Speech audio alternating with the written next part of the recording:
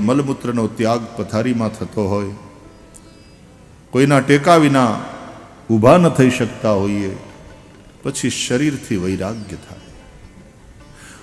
ડૉક્ટરને ઘણીવાર એમ કહે માણસ કે ડૉક્ટર સાહેબ હવે તો એક ઇન્જેક્શન એવું આપી દો કે આ શરીર છૂટી જાય, આ દેહના દંડ હવે સહન થતા નથી. ત્યારે શરીર વૈરાગ્ય કરાવે, વિરક્તિ. ધીમે ધીમેથી બધી બાજુથી આસક્તિ મટતી જાય અને વિવેક. શરીર છોડી દેવાની વાત ક્યારે આવે? હું શરીર નથી આવો જ્યારે વિવેક થાય ત્યારે આવો વિવેક થાય. વિવેકમાં અને જ્ઞાનમાં ફેર છે. જ્ઞાન એટલે બે જુદા દેખાય ને, એ હકીકતમાં એક છે, એને એક કરીને જોઈએ એ જ્ઞાન. અને વિવેક એટલે આ જે બે ભેળા થઈ ગયા છે ને, એને નોખા કરીને જોઈએ એનું નામ વિવેક. જેમ હંસ હોય એ નીરને ને ક્ષીરને જુદા કરી દે, એ વિવેક. એમ શરીર અને આત્મા એ જુદા છે, એને જુદા કરીને જાણી લેવા, આત્માને ઓળખી લેવો, એનું નામ વિવેક. ત્યારે શરીર છોડી દેવાની વાત થાય, જ્યારે એને વિવેક થાય કે હું શરીર નથી, મેં આટલા વર્ષથી આ શરીર ધારણ કર્યું છે, હવે શરીર છોડી દેવું છે. સ્વરૂપ છૂટે નહીં, સ્વરૂપમાં તો સ્થિતિ થાય. જે તમારા સ્વરૂપથી ભિન્ન વસ્તુ છે એ છૂટે. તો શરીર છૂટી જાય છે એનો મતલબ એ છે કે શરીર આત્માથી ભિન્ન વસ્તુ છે. તો આ વિરક્તિ અને આ વિવેક, આ દેહરૂપી ગુરુ છે એ જ આપણને કરાવે છે. બાપ, દેહો ગુરુર મમ વિરક્તિ વિવેક હેતુ. જેમ ગુરુનો આદર કરવો જોઈએ એમ આપણે શરીરનો આદર કરવાનો હોય. વ્યસન અને વિષયો એ આ દેહરૂપી ગુરુનો નિરાદર છે, અનાદર છે, અપરાધ છે. એટલે વ્યસનોથી બચો. બીડી, તંબાકુ, માવા, ગુટકા, ફાકી. હવે બેનો દીકરીઓ ખાતી થઈ ગઈ ફાકી. બચો મારા બાપ, બચો. એ કેન્સરના પડીકા છે. આ દેહરૂપી ગુરુદેવનો અનાદર થાય છે એનાથી. આ ગુરુદેવની કૃપાથી તમે સુખી છો. દેહો ગુરુર મમ વિરક્તિ વિવેક હેતુ. કેવી કેવી વાતો લખી છે ભાગવતમાં, તમે જુઓ તો. અને આ વાતો ઉપર આપણું ધ્યાન જવું જોઈએ કથાઓમાં. બહુ મજાના સંદેશ ભાગવતમાં છે, અદ્ભુત ઉપદેશ ભાગવતમાં છે.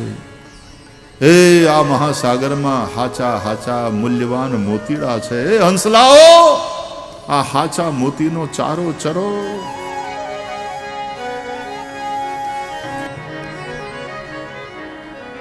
વિવેક એટલે જે બે ભેગા થઈ ગયા, બેને એક કરીને જુઓ છો, એને જુદા કરીને જુઓ વાલા, એ વિવેક. શરીર અને આત્માને તમે એક કરીને જુઓ છો. આ શરીરમાં આત્મબુદ્ધિ એ અજ્ઞાન છે. શરીરથી અલગ કરીને આત્માને જોઈ લો, એ આત્માનો અનુભવ કરો, એ વિવેક. શરીરને છોડવાની ઈચ્છા ત્યારે થાય છે જ્યારે ખબર પડે કે હું શરીર નથી. હવે આ શરીર વૃદ્ધ થયું છે, રોગગ્રસ્ત થયું છે, હવે આ શરીર છૂટી જાય તો સારું. અરે જે હગાવાલા હોય આજુબાજુના એ પણ એમ કે પીડા ભોગવે છે, 6 મહિનાથી આમને આમ પથારી વશ છે, હવે તાનું શરીર છૂટી જાય તો સારું. બચાડા પીડામાંથી મુક્ત થાય, વિવેક થાય છે. શરીર અને આત્મા જુદા છે, તો આત્મા અને શરીર જુદા છે. આ વિવેક કરાવનારું પણ આ શરીર છે. શરીરથી વૈરાગ્ય થાય, શરીરથી સંબંધિત વસ્તુ વ્યક્તિઓથી વૈરાગ્ય થાય. દેહો ગુરુર મમ વિરક્તિ વિવેક હેતુ. આ દેહ વિરક્તિ અને વિવેકનો હેતુ છે. દેહ ગુરુ છે. એટલે મારા બાપ, શરીરનો આદર કરજો. જેમ ગુરુની પૂજા કરો, જેમ તમે ગુરુનો આદર કરો, એમ દેહનો આદર કરવો. માનવ દેહ મળ્યો, જે તે ન ખાવું, જે તે ન પીવું, અય્યાશી, અતિશય વિષય ભોગ, આ બધું દેહરૂપી ગુરુનો અનાદર છે. તો આવેગ શરીરના હોય કે મનના, એને બહુ રોકવા નહીં. વિવેકપૂર્વક એ આવેગોને વહી જવા દેવા. મલમૂત્રના ત્યાગનો આવેગ એ પણ આવેગ છે. શરીરની અંદર ભૂખ અને તરસ એ આવેગ છે. એને રોકતા શરીરમાં રોગોનો જન્મ થાય. એમ મનના પણ આવેગો છે. એ મનના આવેગોને વિવેકપૂર્વક વહી જવા દેવા. રોવાનું મન થાય ત્યારે રોઈ નાખવું. હસવાનું મન થાય મુક્તપણે હસી લો. અને હસવાનો અવસર હોય, મનોરંજનના કાર્યક્રમ હોય, હાસ્ય કલાકાર કેવી મજાની વાતો કરતા હોય ને આમ ઠૂંઠણ જેમ બેઠા હોય, મોઢા ઉપર કોઈ ભાવ જ નહીં, હસે જ નહીં. એ એક બીમારી છે. તમે હાસ્ય કલાકારની સામે બેઠા છો અને એ પ્રેમથી તમને હળવા ફૂલ કરે એવી વાતો કરે, મોજ કરો યાર, હસી લ્યો. મેં સંતોને વિનોદ કરતા જોયા છે. આવા બધા કાર્યક્રમમાં હોય ને સંતો, તો એને એટલું બધું હસવું આવે તો આમ આમ મોઢું આડું થોડુંક આમ પેલું કરી, પણ બાપુ ખડખડાટ દાંત કાઢતા હોય પછી બાવાજી, હે, અથવા શાસ્ત્રીજી, ભાઈજી, બધાયજી એ પ્રેમથી ખડખડાટ દાંત અને હોવું જોઈએ. એમાં વળી શું, એમાં આપણને અહમ આડો આવે. જે મુક્તપણે હસી નથી શકતો એનો વિશ્વાસ ન કરવો.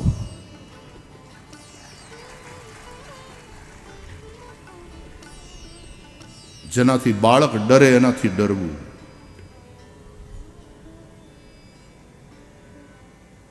તમે બાળકની સામે બાળકની જેમ જોયું, દાદા પોતાના પોતરાને રમાડતા હોય ત્યારે એના જવડા થઈ, એના જેવા થઈને એની હારે રમે. એનો ઘોડો થઈ જાય પોતે અને ઓલાને માથે બેહાડે.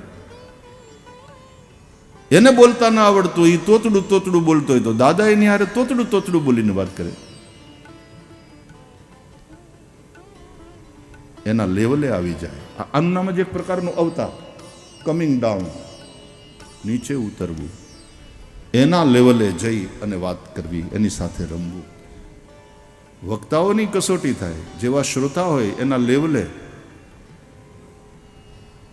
હવે સામે બધા ભરવાડ ને રબારી ને બધા આપણા માલધારીઓ, હવે એમાં ભાવથી ભરેલા, ભક્તિથી ભરેલા, એ બેઠા હોય ને તમને નકરી વેદાંતની ન્યા વાતો કરો. ઘટાકાશ પટાકાશની વાતો કરો. હમણાં બાવળિયાળીમાં અમારી કથા હતી. એ 75,000 માવડીઓ, બહેનો, દીકરીઓ, એણે હુડો રાસ ને એક રેકોર્ડ કર્યો. અને માણા કે માણા માઈ 1 કિલોમીટર જવું હોય તો તમારી ગાડીને કેટલાય કલાક લાગે.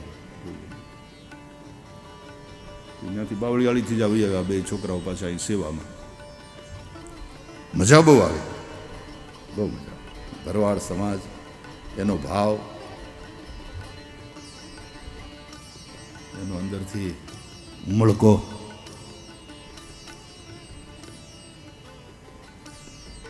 પણ તોય મારા શિસ્તમાં બહુ રહ્યા, એ મોટી વાત હતી.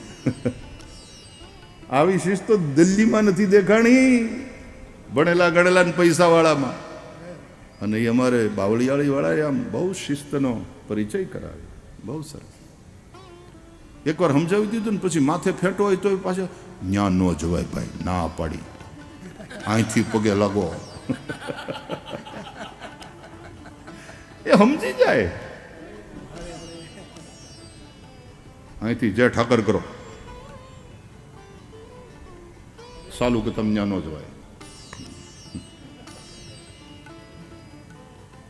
કેવું સરસ લાગે એ ભાવ, એ ભોળપણ, એની સહજતા.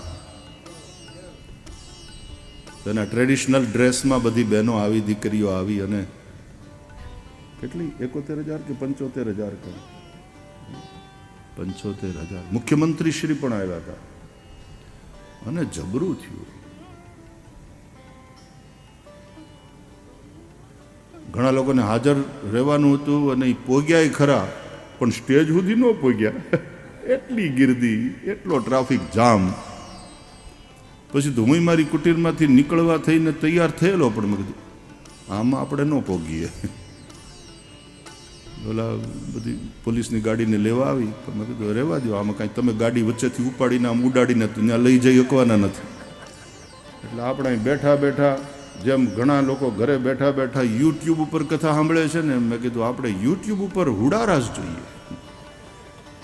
એટલે ઉતારો એટલે આ હું અહીં સ્ટેજ અને આ મંડપ ભોજનનો, એટલું જ. બારો ન નીકળ્યો હું પછી. એવી ભીડ. તો ત્યાં બહુ વેદાંતની વાતો ન થાય ને, ત્યાં તો રાસ લેવાની વાત હોય. નહીં તો વેદાંત એને માટે તો ત્રાસ થઈ જાય. એટલે જેવો શ્રોતા વર્ગ એ લેવલે નીચે ઉતરી અને વક્તાએ બોલવાનું હોય.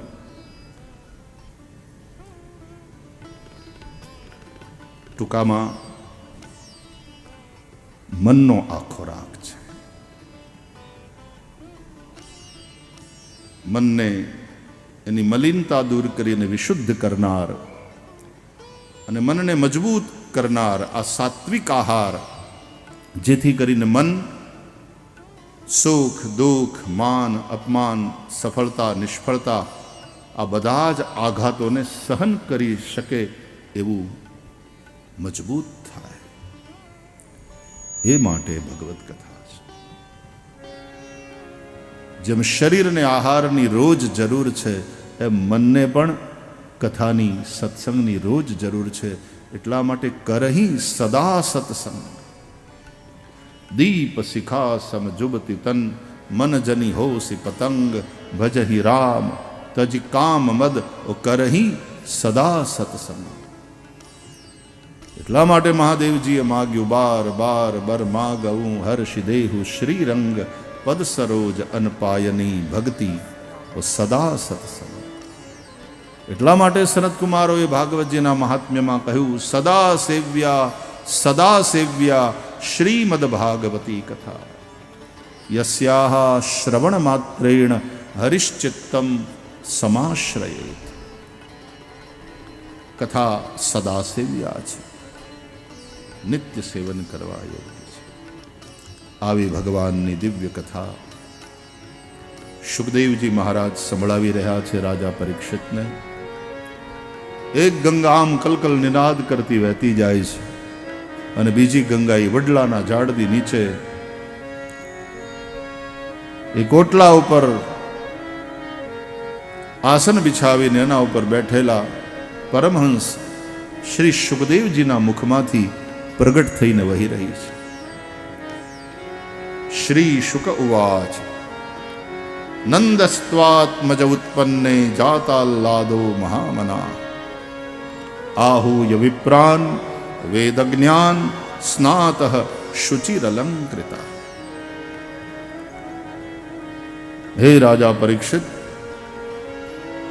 ભગવાનનું પ્રાગટ્ય થયું અને ભગવાન ગોકુળમાં પધાર્યા. નંદ આહિરને ખોરડે અને આંગણું જગારા મારવા માંડ્યું. કારણ કે તે જ અવતર્યું છે.